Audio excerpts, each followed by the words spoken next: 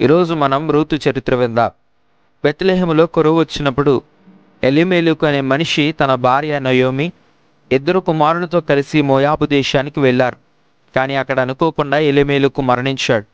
తర్వాత నయోమి కుమారులు మోయాబు స్త్రీలను వివాహమాడారు, ఓర్పా మరియు రూతు. కొద్ది కాలానికి ఆ ఇద్దరు కుమారులు మరణించడంతో నయోమి చాలా బాధలో ఉండిపోయింది. నయోమి తన కోడళ్లకు తమ స్వదేశం మోయాబులోనే ఉండమని చెప్పింది. ఓర్పా కన్నీటి పర్యంతమై తన ఇంటికి తిరిగి వెళ్ళింది. కానీ రూతు మాత్రం నెలతొక్కుని ఇలా చెప్పింది: నీ ప్రజలే నా ప్రజలు, నీ దేవుడే నా దేవుడు.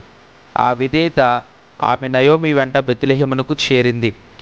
పేదరికములో జీవనం కొనసాగించడానికి రూతు పొలాలలో మిగిలిన గింజలు ఏరుకుంటూ ఉండేది. అలా చేస్తూ ఆమె బోయాజు అనే గొప్ప మనిషిని పొలంలో పనిచేయసాగింది. బోయాజు రూతు నయోమి పట్ల చూపించిన ప్రేమ, విశ్వాసం, వినయాన్ని గమనించాడు.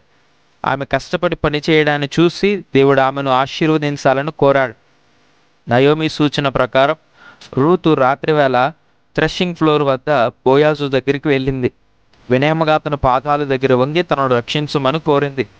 బోయాజు ఆమెను వివాహమాడి రూతును గౌరవంగా తన ఇంటికి తీసుకువచ్చాడు.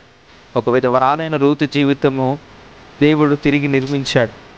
కొద్ది కాలానికి రూతు ఒక కుమారునికి జన్మించింది. అతని పేరు ఓబేద్. ఆ శిశువును నయోమి తన చేతిలో పట్టుకొని సంతోషంతో నిండిపోయింది.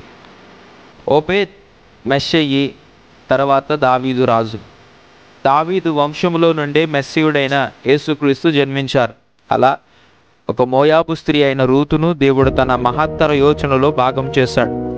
రూతు చరిత్ర మనకు నేర్పే విషయం: మన జీవితంలో ఎంత కష్టాలు వచ్చినా దేవునిపై విశ్వాసం ఉంచితే, వినయముతో ఉండితే ఆయన మనలను ఉన్నత స్థితిలో నిలబెడతాడు.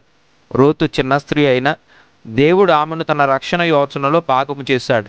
ఈ కొద్ది మాటలు దేవుడు మన హృదయంలో భద్రపరచును గాక. ఆమేన్.